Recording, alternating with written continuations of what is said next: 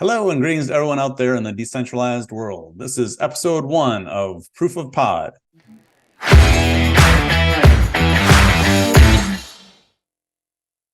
My name is David Medley. I'm here with my co-host, Clay Rabenda. How are you today, Clay? Hey, David. I'm pretty good, man. Very busy, but doing good. You excited to finally start this podcast? Yeah, it's about time. Yeah. All right, introduce yourself briefly to the listeners. So my name is Clay Rabenda. I'm a longtime software developer. Did a stint at Google for about 3 years. Been in the blockchain crypto world since, well, I guess you could say 2013. I bought my first Bitcoin, and then I've been developing since around 2016, 2017. I'm now on my third project, which is a layer one blockchain actually called Lithium, which you'll hear a lot about on this pod. Part of that, I was the head of engineering for a project called Cyto, where we did a pretty successful IDO. Well, let's not talk about the project I was on before that, but entrepreneurship is a bumpy road, let's just say. Yeah. And what about you, David? Great.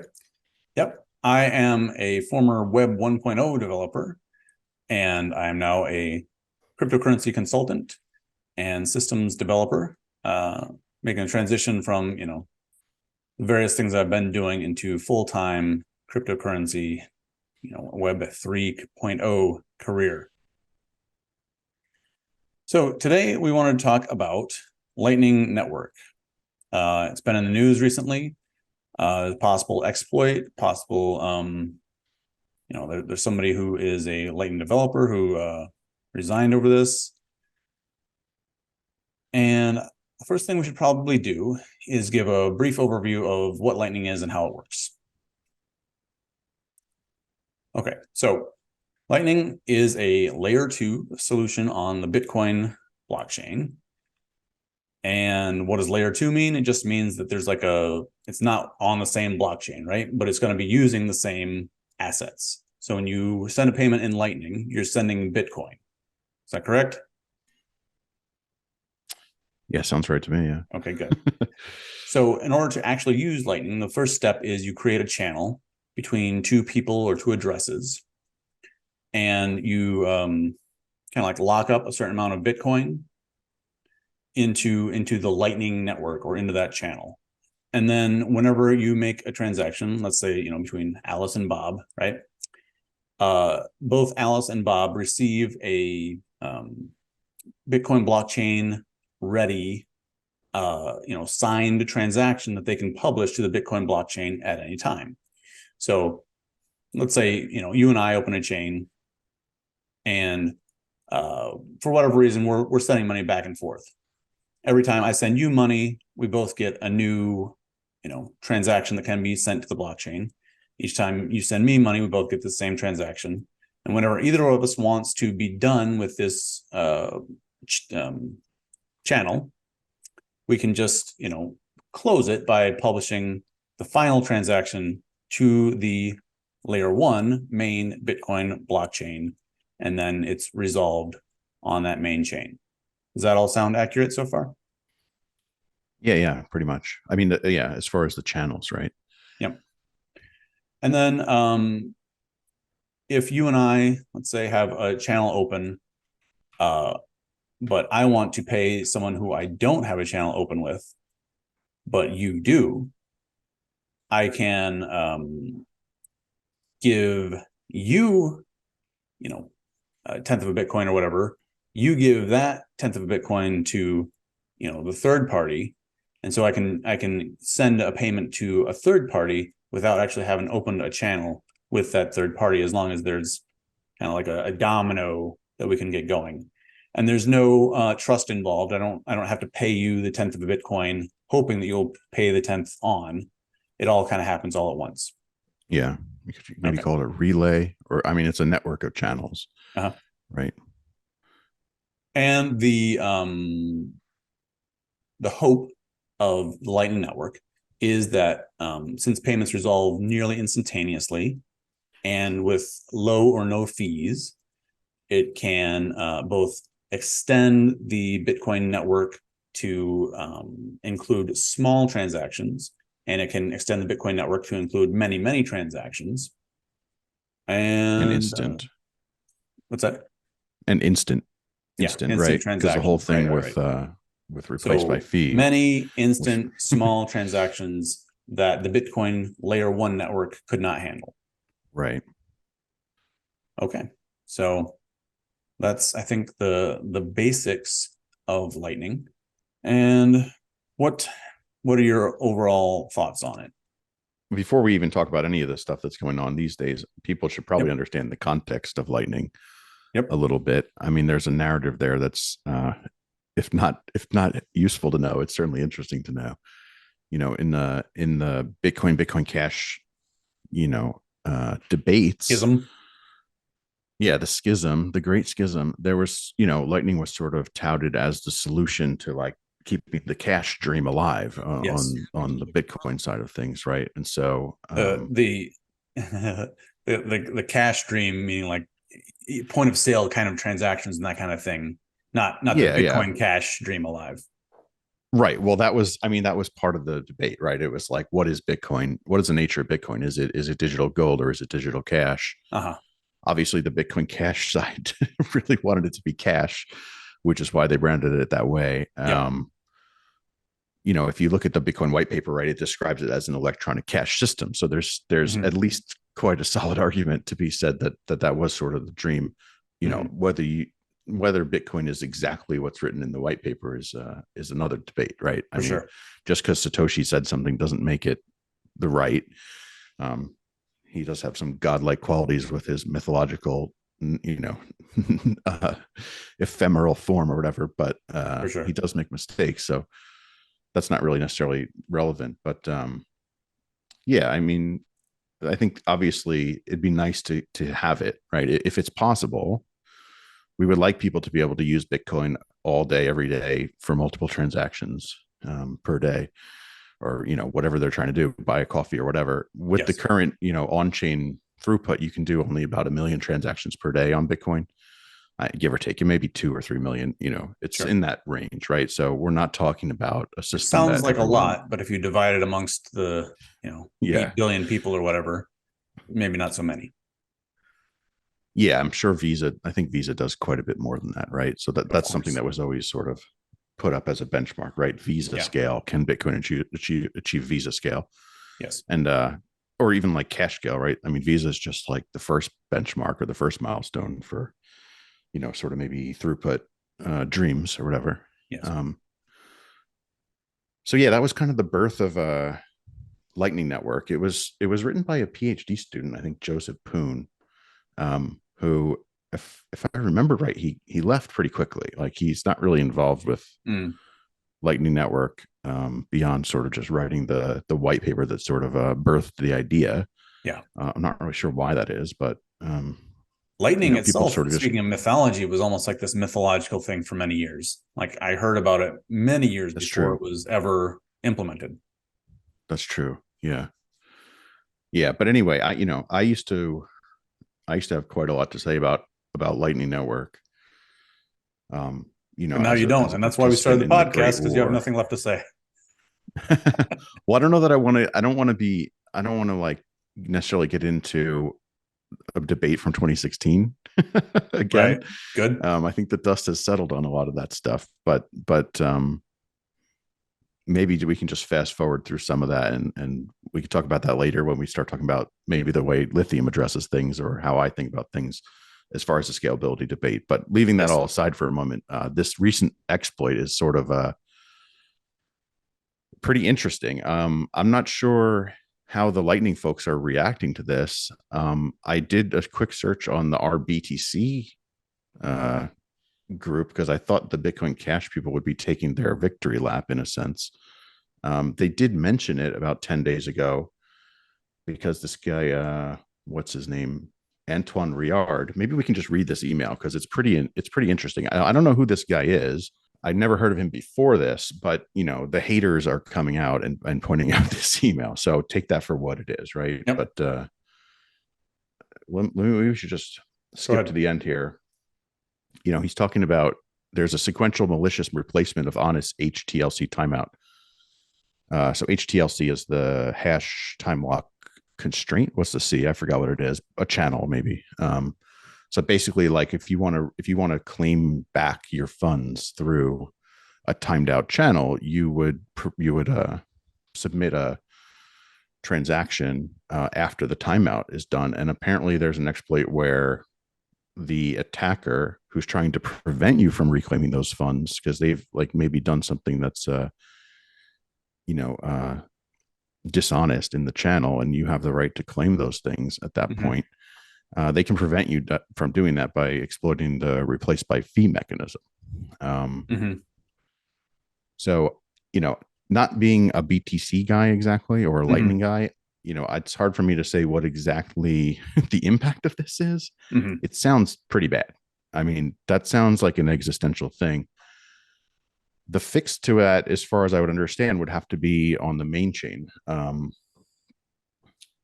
Now, Yeah, replaced by fee, that's actually been kind of an exploit for a long time as well, right? So, and we should talk about that too. yeah, part of what makes Bitcoin kind of not suited for uh, point of sale transactions and things like that is that your if let's just say the coffee shop, this was a way back in the day, like there was like this almost phrase or like this thought experiment, like if I could buy a cup of coffee in Timbuktu or something with Bitcoin, then like we'll have arrived.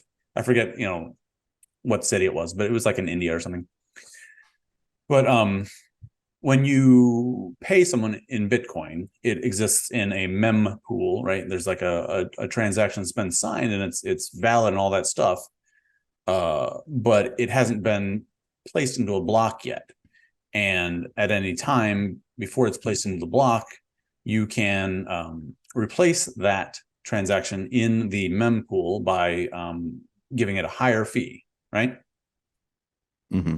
Once it's written into a block, you cannot replace by fee, correct?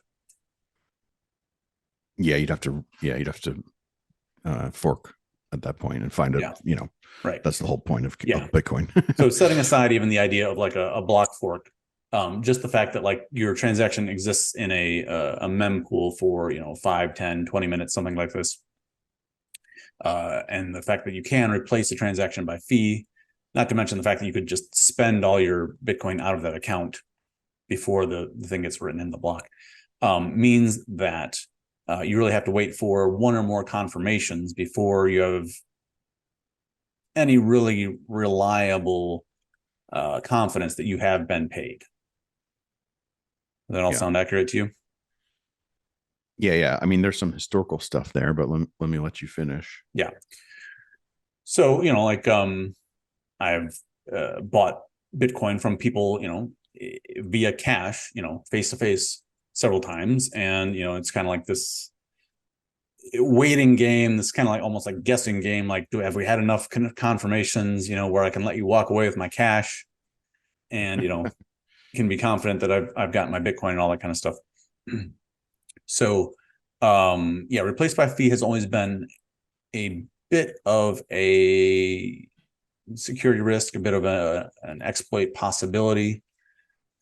But of course, the reason why it exists in the first place is because you could put a transaction out there on the network and it's got zero fee or one Satoshi fee. And like you're going to need like a very lucky streak of fast confirmations for your transaction to ever get into the block, right? Because the miners are putting into the blocks the highest transaction or the highest fee that they can, fee Mm-hmm. per kilobyte, all that kind of stuff.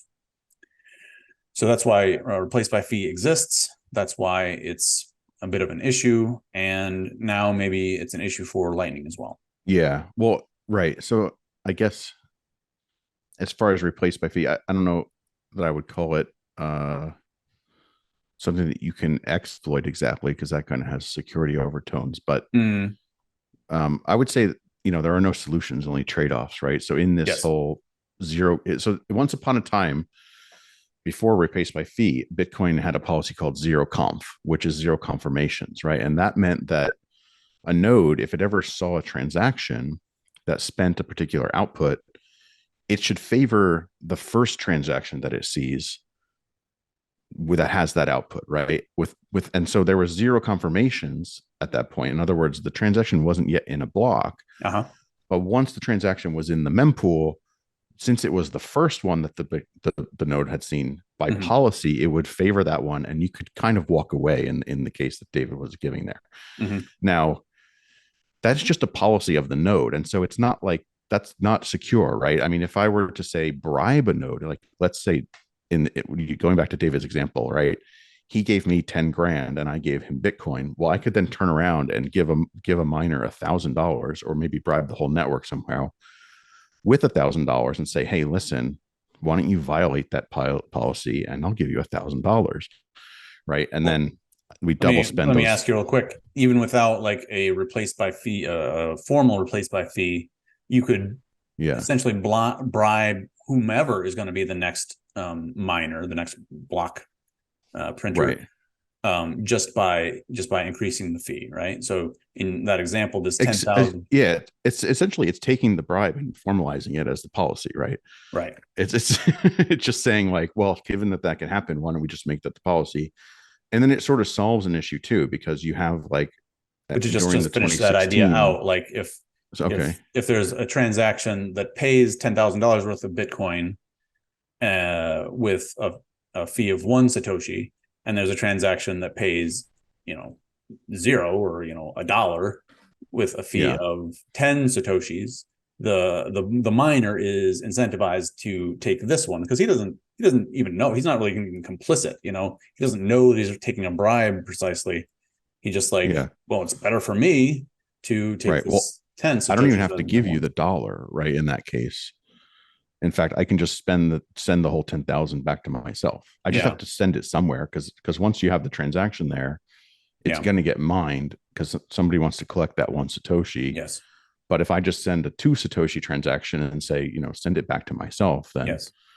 I guess I could send you $1 just to make fun of you or whatever. But in this example, but Yeah. yeah, the replaced by fee was kind of just what won the debate on the BTC side of things, and it did solve a problem because I think it was around 2016 the blocks became full for the first time, Hmm. and you needed a mechanism for transactions that were getting stuck, right? If you had a zero conf situation, you could have a transaction that was sitting in the mempool and let's say depending on how your wallet was configured, or maybe you just user error, you attach a really low fee to it, like 1 Satoshi, it would be stuck there until it timed out of the mempool essentially, and people just threw it away after 2 weeks, I think it was. Hmm. As long as the mempool was never getting emptied, as long as the blocks were full and the mempool was always full, and there were always people paying more than 1 Satoshi to get into the block, then that 1 Satoshi transaction would just be stuck there forever, and you could Yep. not spend your Bitcoin at all. So Yep. to replace by fee was sort of a solution in that sense, but the trade-off was there's no possibility at all of you walking away with or letting your friend walk away with that $10,000, because you're guaranteed that they can replace the fee. They don't even have to bribe anybody or do anything tricky technically. They can literally just go into their BTC wallet on their phone and just say, hey, I want to speed up this transaction or whatever, pay the 2 Satoshi and send it back to themselves. And voila, you're done. Yes. You've now double spent and stolen 10 grand from poor David. Yeah. Um, so And just to that's, yeah, kind of bookend that, once the transaction gets out of the mempool and into a block, barring a fork, then there's nothing that there's no replace by fee, so it's right, right. it's it's safe barring a fork. I don't want to get into the forks, but once it's spent from the mempool into a block, we can no longer have this replace by fee trick. I don't know what word you want to use for it, if not exploit. Well, you're sounding like a Bitcoin Cash supporter if you call it a trick or an exploit. So we should probably just like put our cards on the table and reveal like what side of the debate we fell on. I mean, it's old blood now, so maybe maybe we've gotten past it. What? I was in the Bitcoin Cash camp, right? And Okay. and my reasoning there was a lot of the stuff around Lightning Network just seemed to be disingenuous or just flat out wrong to me. And right. And so if we were, I mean that, Lightning was not in any way implemented at that time, right? right. As far as I remember, no, it wasn't. But it was sort of touted as like, well, we don't need to increase the block size because we're just going to do this other thing. Yeah. Right. And that just seemed to me to be wrong. Now, if the argument had instead been, well, we don't need to be cash, we can just be gold. So the dates here, You know, Lightning Network was proposed on February 2015. I guess that sounds about right. I would have guessed even earlier. I feel like I was hearing about it for years. And in January 2018, the main net was launched. After a period of testing, the Lightning Network was hardened. Okay. So, okay. yeah, So about 3 years there, it was kind of like vaporware, and coming from I was like, my first real job was in the dot-com boom, and all these companies were just, in this vaporware right. business where they would try and build a business, based on ideas and hire people who had nothing to do just in order to like make yourself look big. It seemed Yeah, kind of fishy. yeah. Well, to me, the way that the BTC crowd went seemed to be just giving up in a way, Hmm. and the BCH crowd, while maybe wrongheaded in a way as far as the whole decentralization thing, to me it was like, go hard or go home sort of. It's like, well, if we can't actually provide cash for the whole world, then why are we here at all? Right. Uh-huh. So BTC, in my view, I guess, was kind of just giving up, and BCH was sort of just closing its eyes and charging ahead despite the danger. And so to me, that seemed like, well, at least we'll give this a chance. Maybe it won't work anymore. But I hadn't yet really got into like, at that time I had just started really doing development in the crypto space, and I was, learning about EVM and stuff and gas, and I didn't really necessarily have a ton of understanding about the way these things worked. Right. It was a Hmm. simpler time when we were all, it was everyone against the world. Bitcoin was 99% of the market cap. We were all together. Ethereum was this weird little experimental child thing that like nobody took too seriously, but it seemed to have some cool stuff. And we always said like, well, if they're doing such cool stuff, Bitcoin can always do that. Yeah. In hindsight, that was way off, right? Like it's really hard to pivot these things once they're main nets. Yes. And they have like a sort of community and almost a cult sort of built around whatever's going on. But at the time, that's what we thought, right? So, I had bought my Bitcoin in 2013 and I thought I was a genius and I didn't really have to Hmm. know anything else beyond that, right? I was just going Yep. to wait for my Bitcoin to go to $1 million and, go live on a beach somewhere or something. Well, that didn't exactly go as planned. And I think, the whole industry, in my view, is still dealing with the ramifications of this whole scalability debate. But that's, Sure. a conversation for another time, maybe. Um, but yeah, I want to read this email. Is there anything else we need to say about RBF or Lightning No, I think Network we got before I we think we get got into it? RBF covered. Yeah.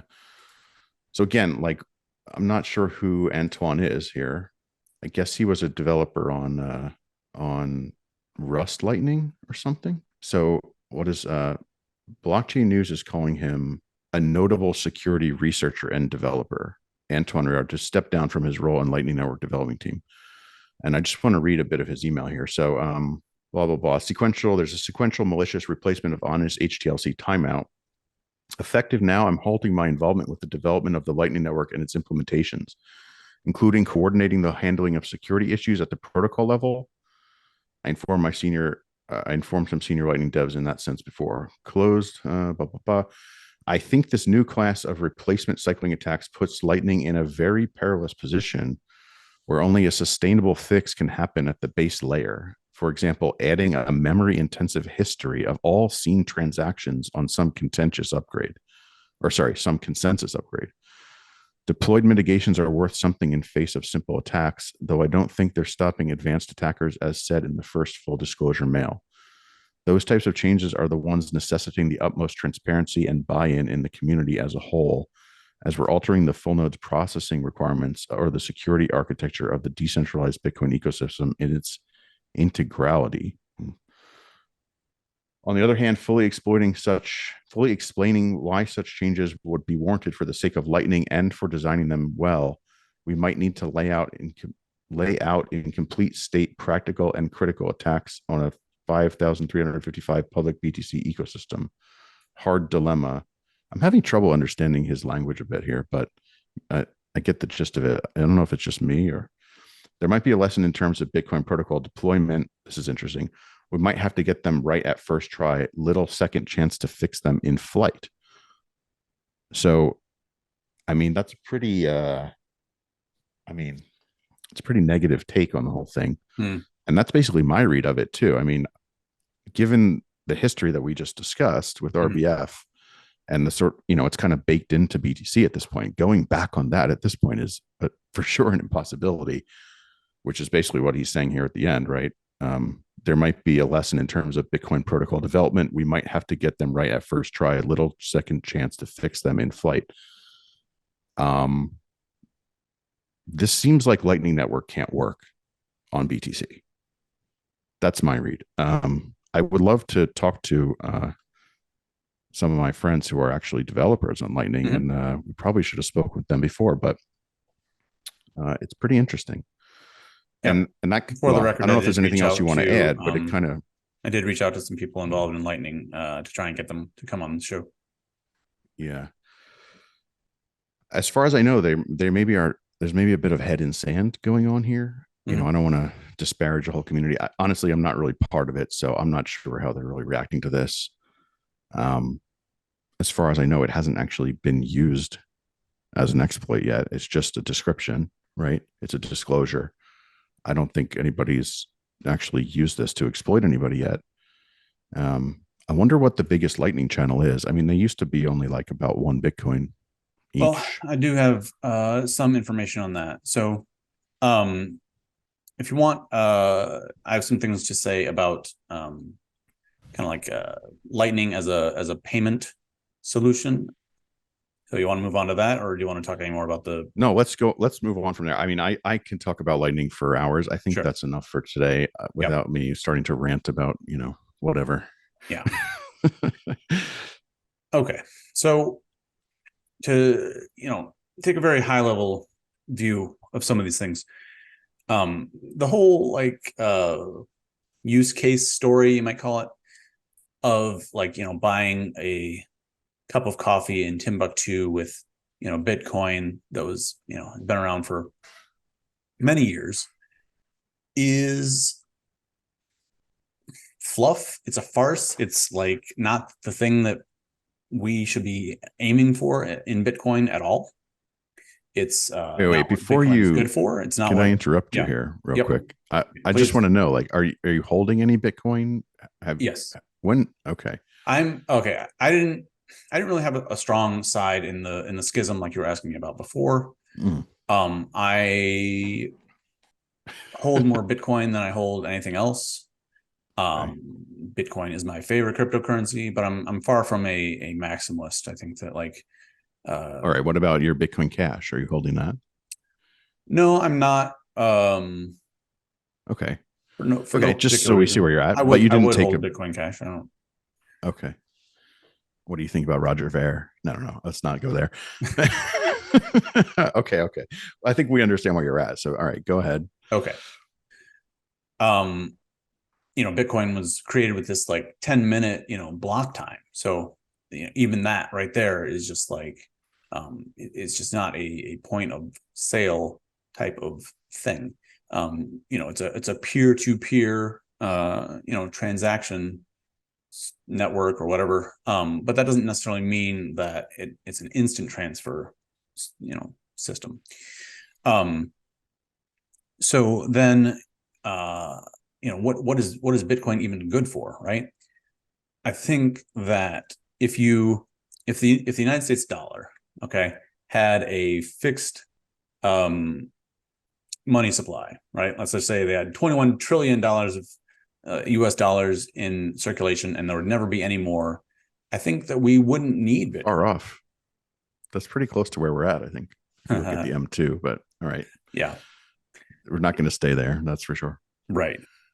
I think that the main problem that Bitcoin solves for, especially myself in the United States, is this, this money supply problem. It's this problem of like, the Federal Reserve creates trillions of dollars and hands it out to BlackRock or whomever else. And that devalues the dollars that I either hold, which I don't hold as few as possible, but also the dollars that I work for.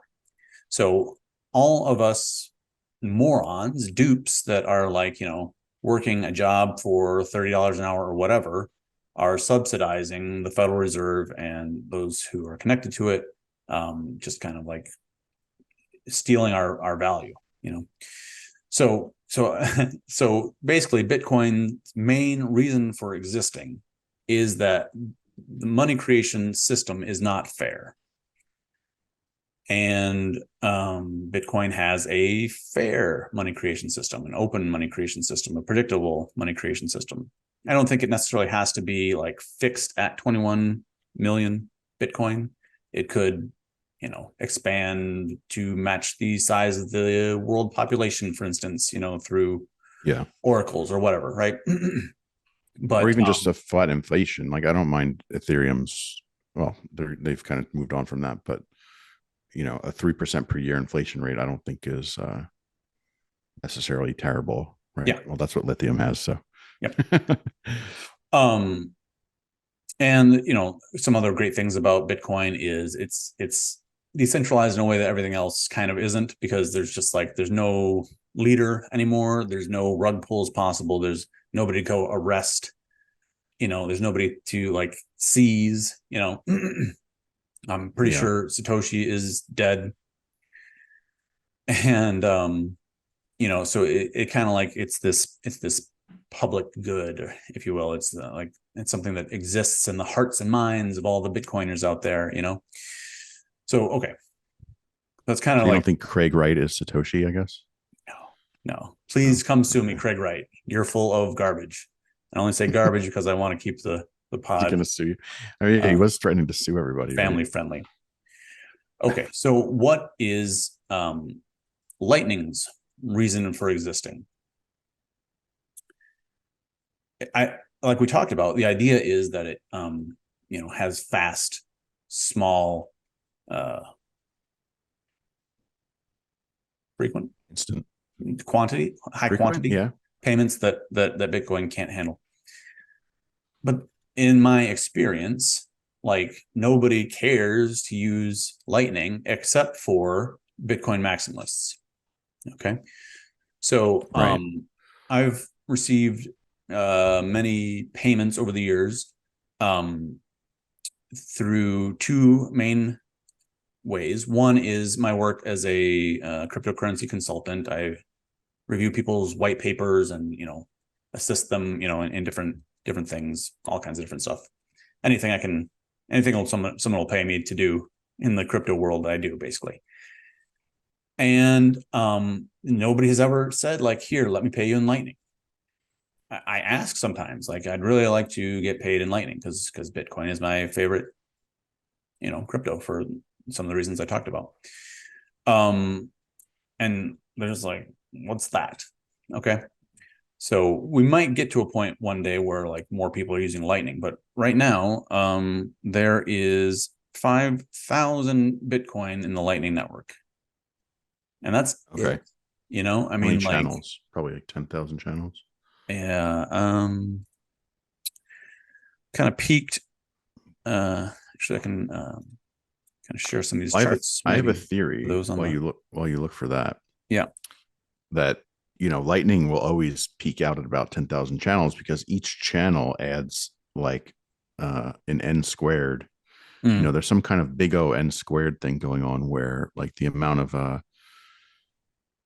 data that needs to be coordinated between the network, right? When a new node joins, every other node needs to know about that node and know like what channels it has, what its balances are, where is it in the network topology. So there's I don't know. There may be some big O n squared effect. Hmm. Um, when you add nodes, I haven't.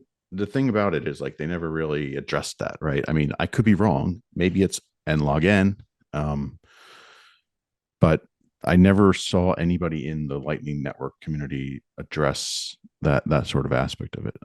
So Hmm. my prediction from like 2017, and I can't prove that I predicted that, was that it would be peaked out at 10,000, because what happened was it got to about 10,000, and then they started saying that they were being DOS'd, Okay. right? Well, we're being DOS'd by these by Roger Ver or whatever.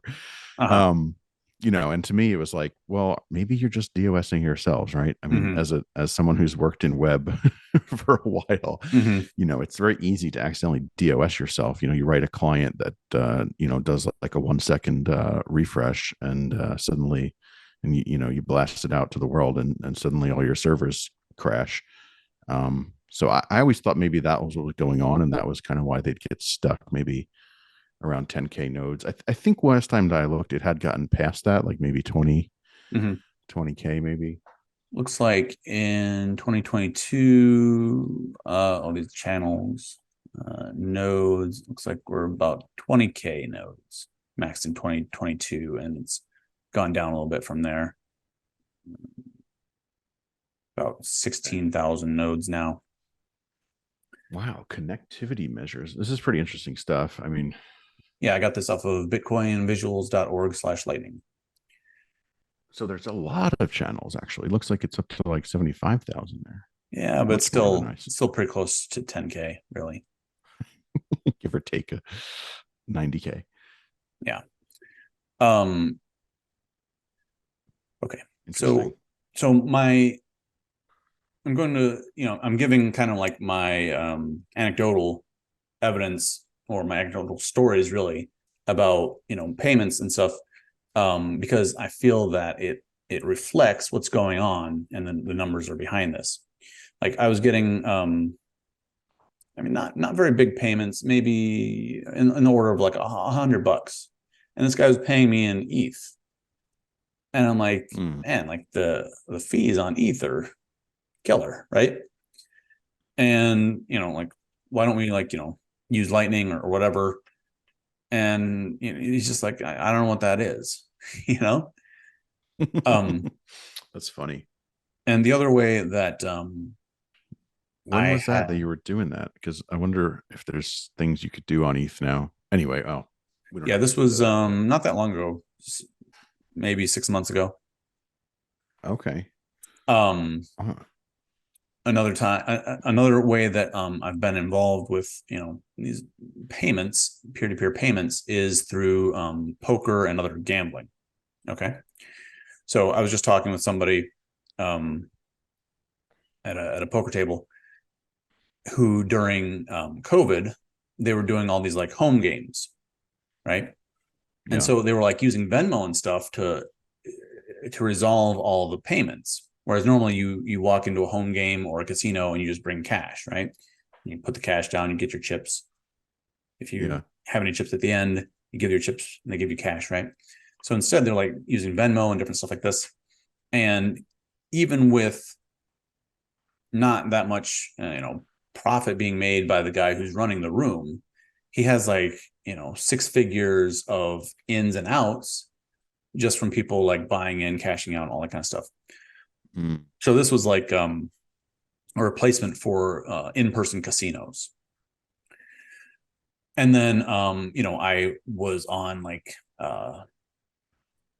we call it Seals with Clubs back in like 2014, which I guess is still running. I haven't been on it in quite a while, but so you would deposit in Bitcoin and they would hold your money in Bitcoin, and you would play poker in Bitcoin on Seals with Clubs, which I assume is what they're still doing. But anyway, Mm. to go back to this guy, we'll call him Connor. So this Okay. guy Connor, is like really worried that like somebody's going to come knock on his door and say, "Oh, well, it looks like you're like making hundreds of thousands of dollars on this Right. illegal um, gambling thing."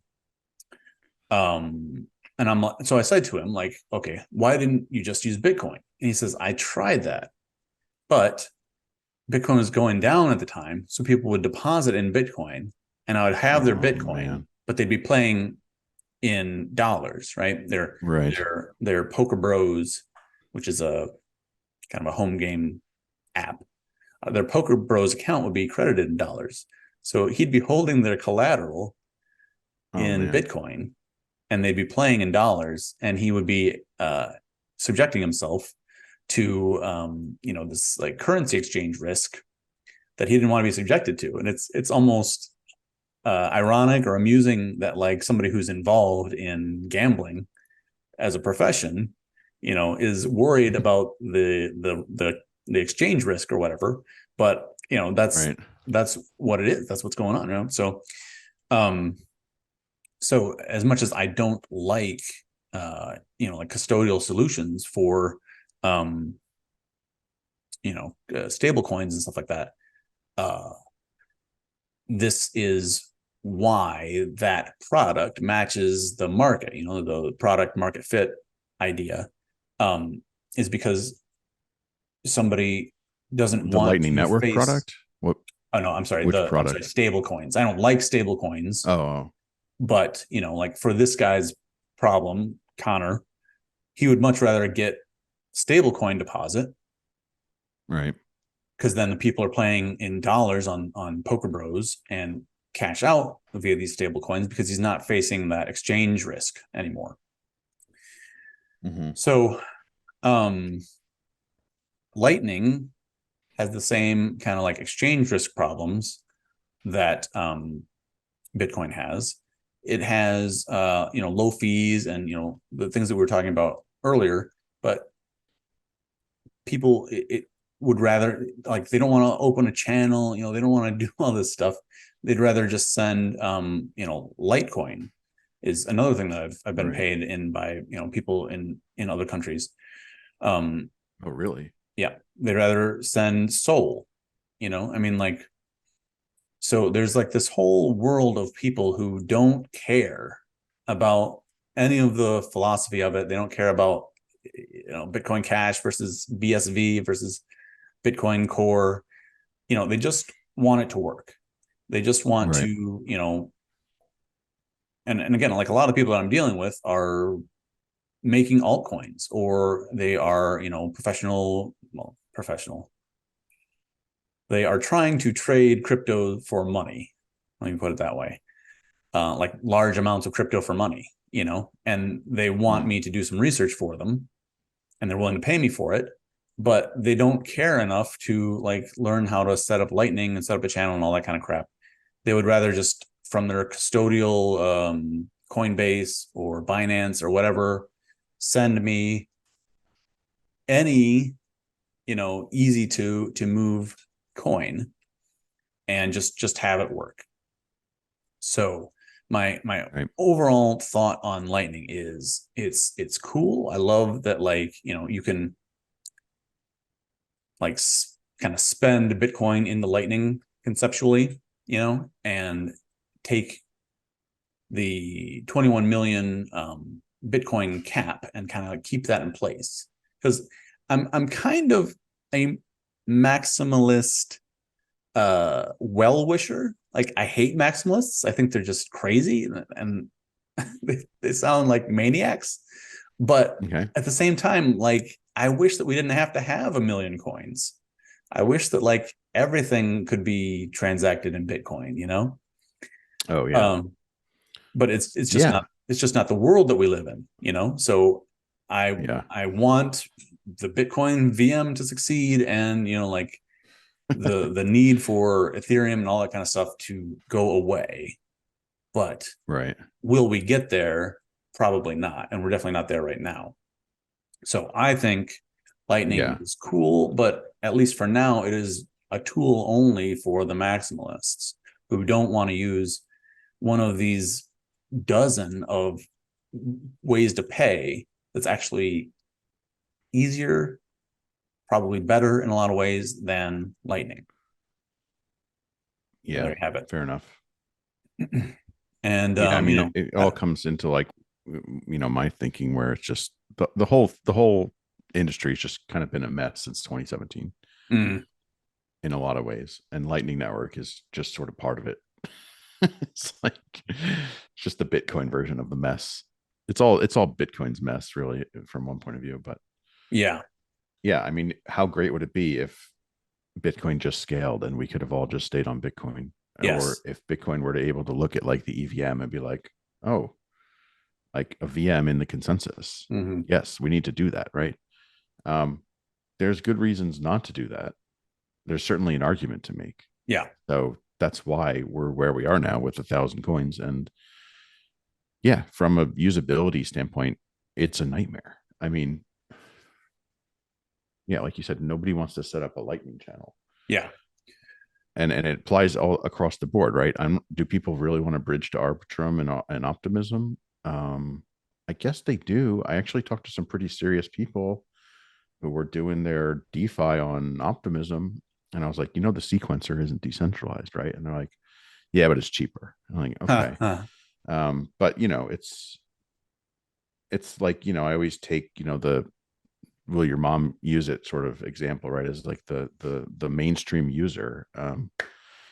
They just want it to work. they don't Yeah. they don't need like all this extra nonsense and telling them like, well, first of all, you have to figure out how to manage your private keys, which is already like a huge buy-in ask. I mean, that is Yeah. ridiculous. Yeah, for And then sure. to then go like, all right, now that you've got your wallet set up, we need you to bridge your assets over to this other wallet. It's like, oh man. And then you have to keep track of like where it all is, right? Yeah. um it's Yeah. I've it's a got like pretty big nightmare. uh set up my girlfriend on like this Trezor, right? And I was like, oh man, this is gonna be so cool. I'm gonna give her like the 3 of 5, you Yeah, know. yeah. So we like, wrote it on the note cards and all this kind of stuff. I'm like, okay, so all you gotta do, like distribute, 3 or 4 of these, you know, different members of your family. It's been a nightmare over multiple years. Just like get her to Yeah. like, she gives one to her brother.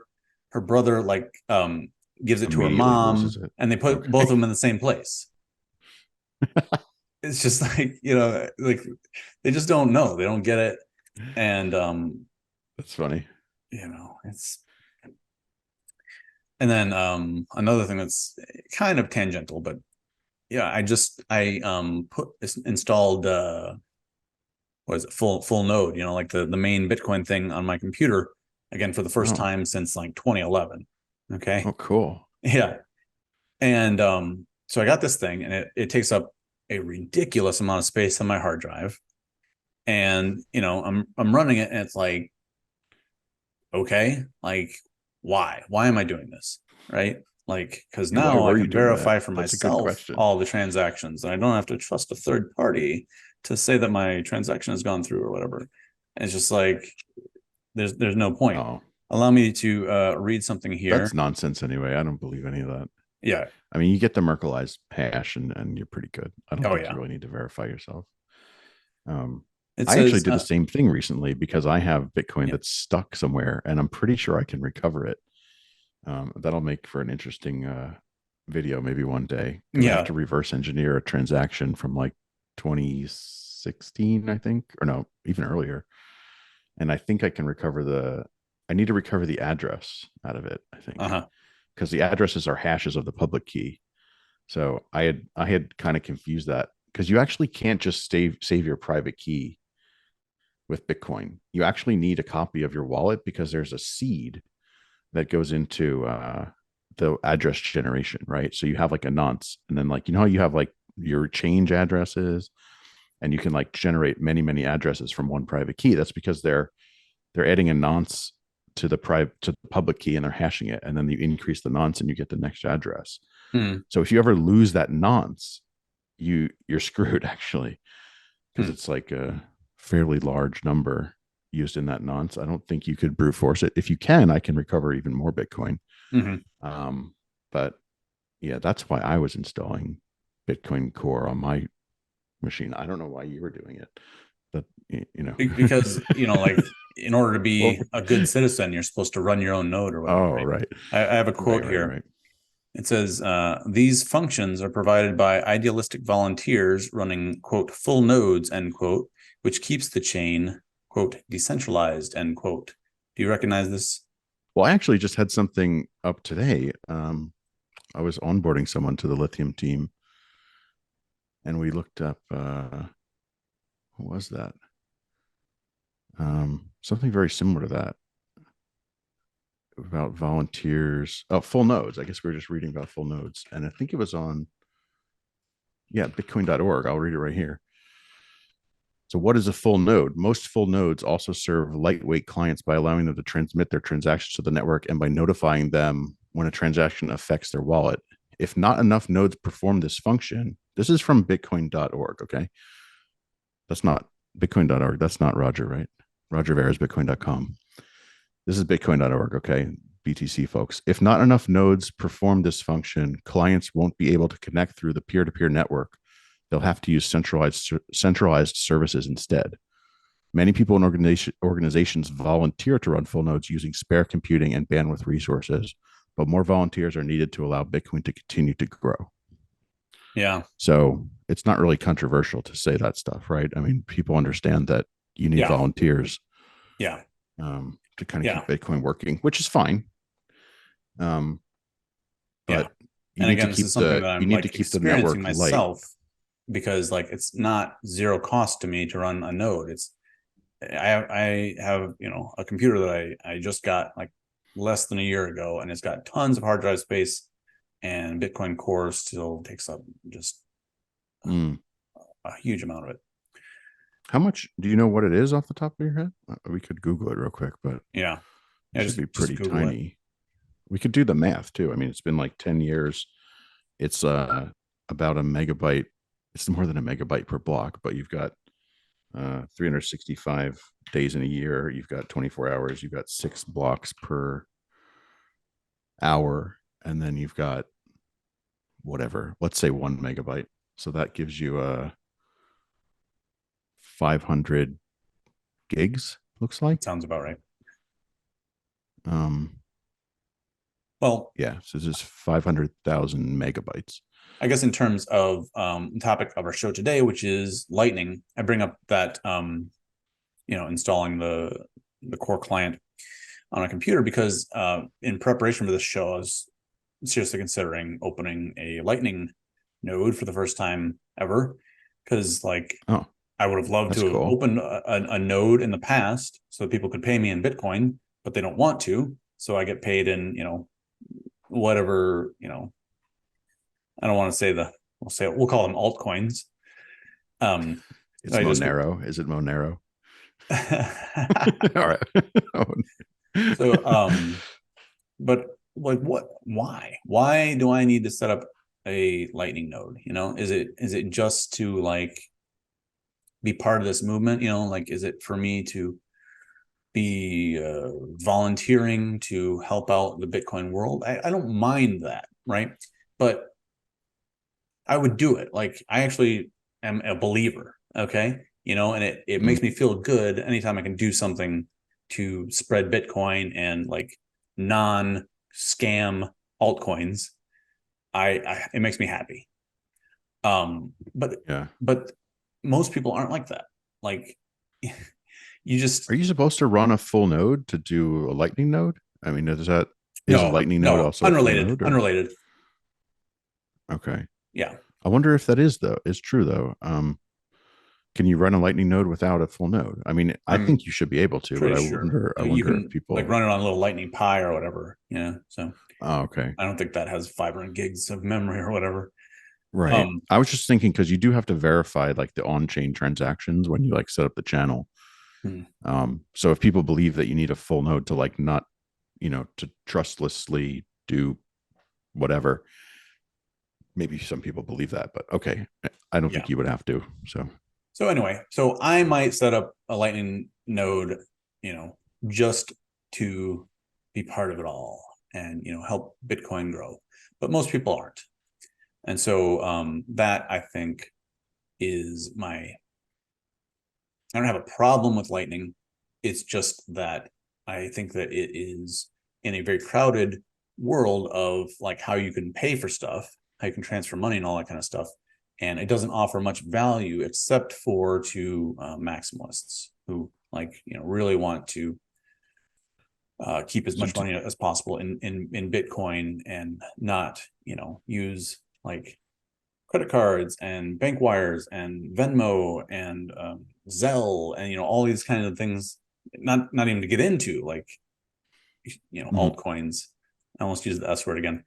Not even to get into altcoins. Like there's all these great ways to pay for myself as a citizen of the United States that just like makes Lightning almost completely irrelevant to me. To somebody in El Salvador, maybe it's more relevant. Yeah. Did you? How does setting up a full node on your laptop relate to setting up? Did you try to set up a Lightning Network node, or?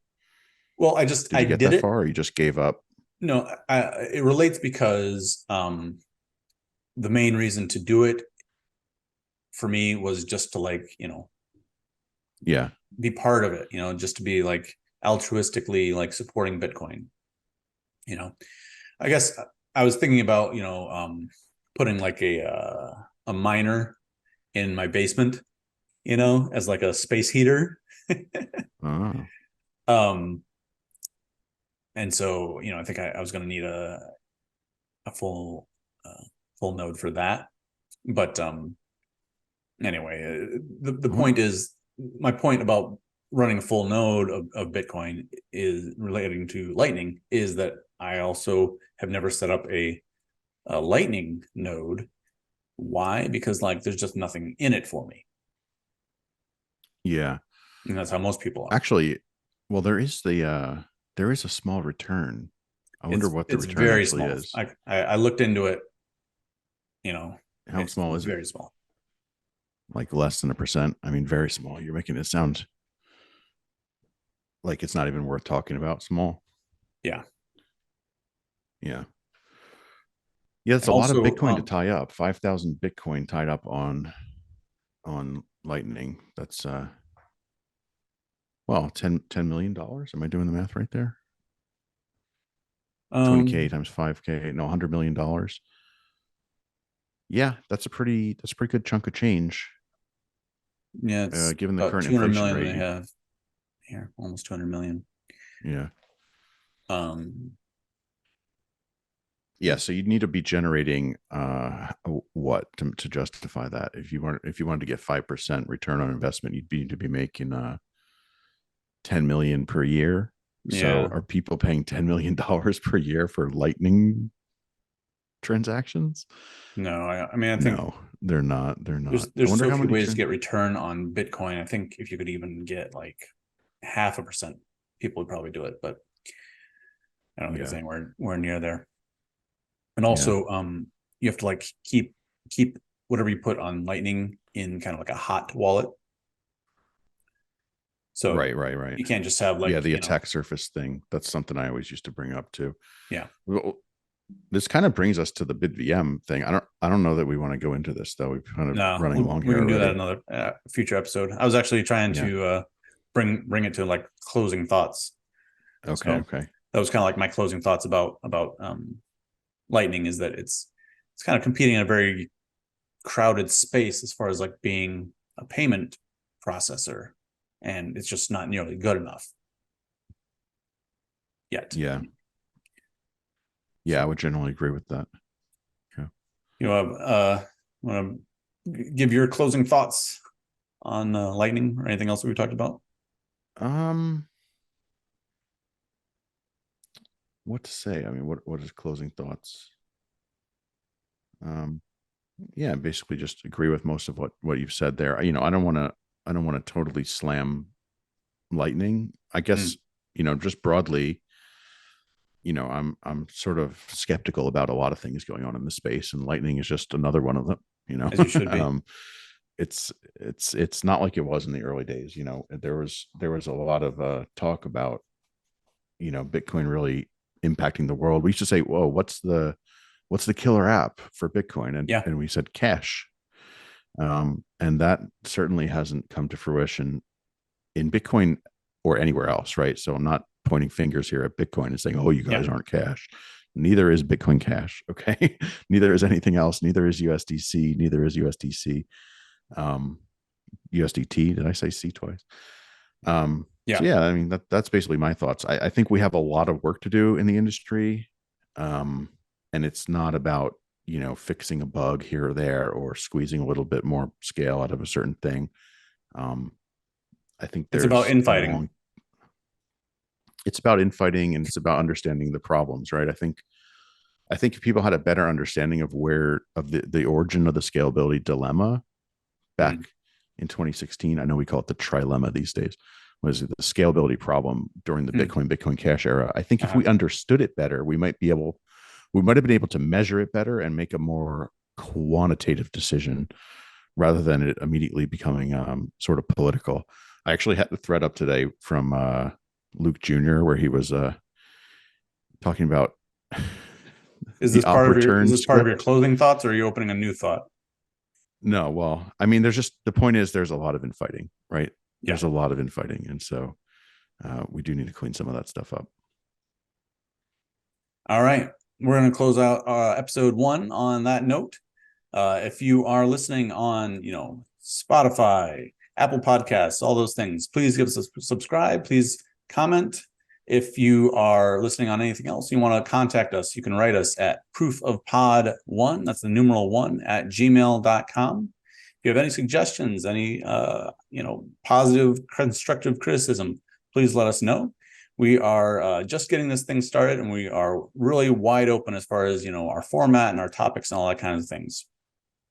So for me, David Medley, and for Clay Rabenda, this has been Proof of Pod. Thanks to everyone for listening.